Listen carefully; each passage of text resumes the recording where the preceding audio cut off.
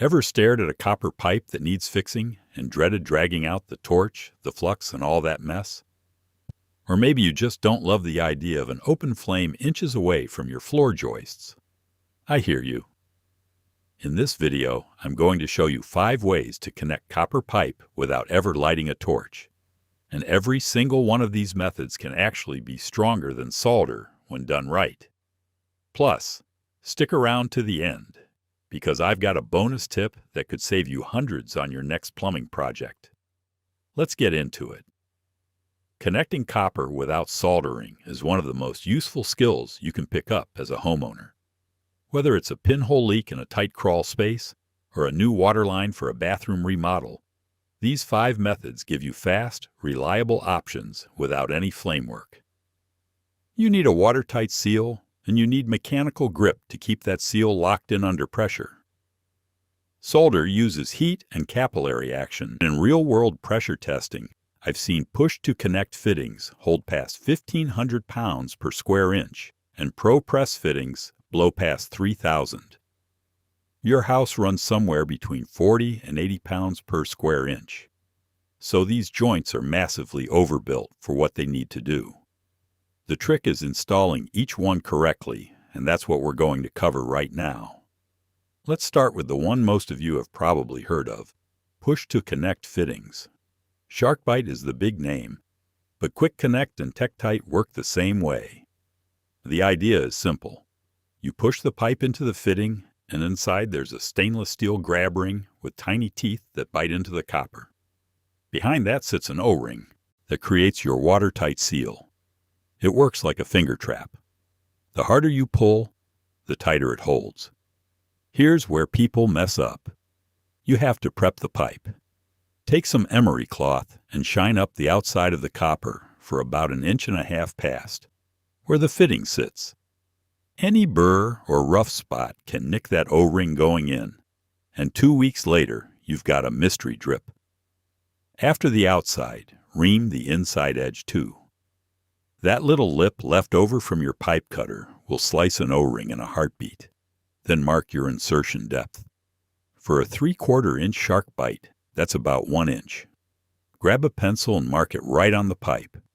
When you push the fitting on, push until that line disappears. That's how you know you're fully seated. Skip this step and you might be a 1/4 inch short, which is a joint waiting to fail. One more thing.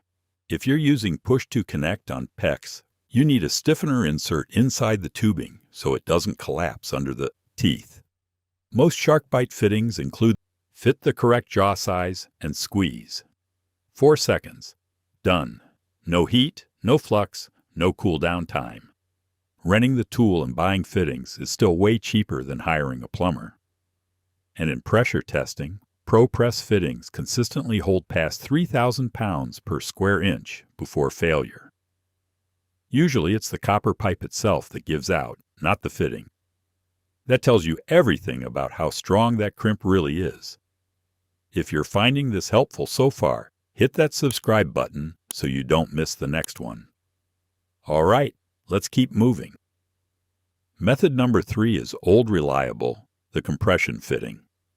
These have been around forever and they work beautifully. A compression fitting has 3 parts: the body, a brass ring called a ferrule, and a compression nut. You slide the nut onto the pipe, then the ferrule. Push the pipe into the fitting body and tighten the nut. As the nut tightens, it drives the ferrule down onto the pipe and creates a tight seal. What I love about compression fittings is they're cheap, they're everywhere, and you only need 2 wrenches. I use an adjustable on the nut and channel locks on the body. Tighten until snug, then about a 1/2 turn to 3/4 past hand tight. People either under-tighten and get a drip, or they crank too hard and deform the ferrule, which also drips. It's a feel thing, and after a few, you'll know the sweet spot.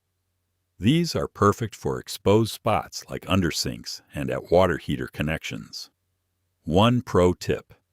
Before you slide the ferrule on, put a thin coat of pipe joint compound on it. Not tape, compound. That lubrication helps the ferrule seat evenly and gives you a much more reliable seal. Method 4 is one most homeowners don't think about, and that's using a crimp PEX transition to get off copper entirely. Say you've got an older home with copper lines and you need to extend or reroute a big run. Instead of staying in copper the whole way, you can transition to PEX at the connection point and run PEX for the new section. PEX is cheaper, flexible, faster to work with, and it handles freezing better because it expands slightly without bursting. You do this with a copper to PEX transition fitting. One end connects to your copper, either by push-to-connect compression or a threaded adapter. The other end is a barbed PEX connection. Slide a crimp ring onto the PEX, push the tubing onto the barb until it's fully seated, and crimp the ring down with a PEX crimp tool. A good crimp tool for 1/2 inch and 3/4 inch runs about $40 to $60. Position the crimp ring about 1/8 to 1/4 inch from the end of the tubing. After crimping, check it with a go-no-go gauge, a little stamped metal tool that costs about $5. If the go side fits over the ring and the no-go side doesn't, your crimp is spot on. Method 5 is old school but incredibly strong, and that's the flare fitting. A flare fitting works by spreading the end of the copper out into a cone shape with a flaring tool. Then a flare nut presses that cone against a matching seat in the fitting body. Metal-to-metal contact, extremely tight seal. You see these on gas lines, refrigeration lines, and brake lines, so that tells you how reliable they are. You'll need a flaring tool kit, which runs about $20 to $35. Cut your pipe clean, deburr it, and slide the flare nut on first, because you can't get it on after you've flared the end. Clamp the pipe in the tool so it sticks up just slightly above the die block, then turn the ram down slowly and evenly. You want a smooth, even cone with no cracks.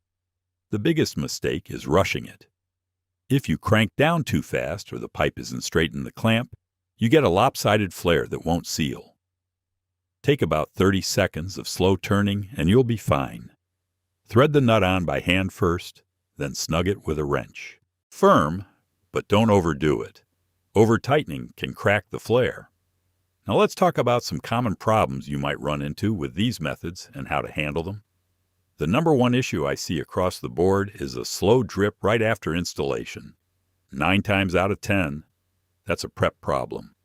Either the pipe wasn't cleaned well enough and something nicked the O-ring, or there's a burr on the inside edge that's sitting against the seal. If you get a drip with a push-to-connect fitting, don't just push harder. Pull it off using the disconnect tool. Inspect the O-ring, clean the pipe again, and reinstall. Sometimes that O-ring gets a tiny cut that's invisible until you look closely. Second, with compression fittings, the most common callback I've seen is a weep that shows up a few days later. What happens is the ferrule wasn't seated evenly. Maybe the pipe wasn't pushed in perfectly straight, or the nut got cross-threaded just slightly. If you catch a weep, try snugging the nut, another 1/8 of a turn. If that doesn't do it, you're better off cutting the ferrule off and starting fresh than trying to muscle it tight. Third, with ProPress, the occasional mispress. This is when the jaws don't fully close around the fitting, usually because the jaw size doesn't match or the tool battery was low and didn't have enough. If one side looks flatter than the other, cut it off and redo it. A bad press is not something you can fix in place. Fourth, with PEX crimp transitions. I've seen people position the crimp ring too far from the end of the tubing. When that happens, the ring compresses the PEX, but not over the thickest part of the barb. It might hold fine at first, but under thermal expansion and contraction over a few seasons, it can work loose. Always use your go-no-go gauge. It takes 2 seconds and it removes all the guesswork. Fifth, with flare fittings, cracking. If your flare develops a hairline crack, it's going to leak under pressure no matter how tight the nut is. This almost always comes from flaring too fast, or working with copper that's been hardened from age or previous bending. If you're working with older copper, you can anneal the end by heating it with a torch until it's cherry red and letting it cool slowly. That softens the copper and makes it much easier to flare cleanly.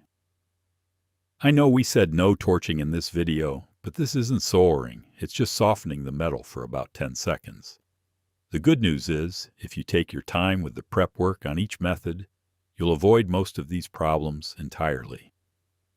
Prep is the boring part, but it's the part that separates a joint that holds for 20 years from one that drips next Tuesday. Now for that bonus tip I promised at the beginning. If you're facing a bigger job, like replumbing a section because the material is cheap and fast to install, then use ProPress or compression fittings at your transition points and fixture connections, where you need that rock-solid reliability. I've done whole bathroom replumbs this way, where the material cost came in under $200 for everything, supply lines and fittings included. A plumber would charge you somewhere between $800 and $1,500 for the same job. The key is planning your layout on paper first so you know exactly what fittings and lengths you need before you make a single trip to the store. Buy about 10% extra fittings because you'll inevitably need a coupling or an elbow you didn't plan for. That one extra trip to the hardware store in the middle of a project is what eats up your whole Saturday. So that's 5 ways to connect copper pipe without ever picking up a torch. And every single one of them can outperform solder when it's done right. If this video helped you out, make sure to subscribe and hit that bell icon so you catch the next one. And if you've got questions or a method you swear by, drop it in the comments. I'd love to hear about it. Thanks for watching, and I'll see you on the next one.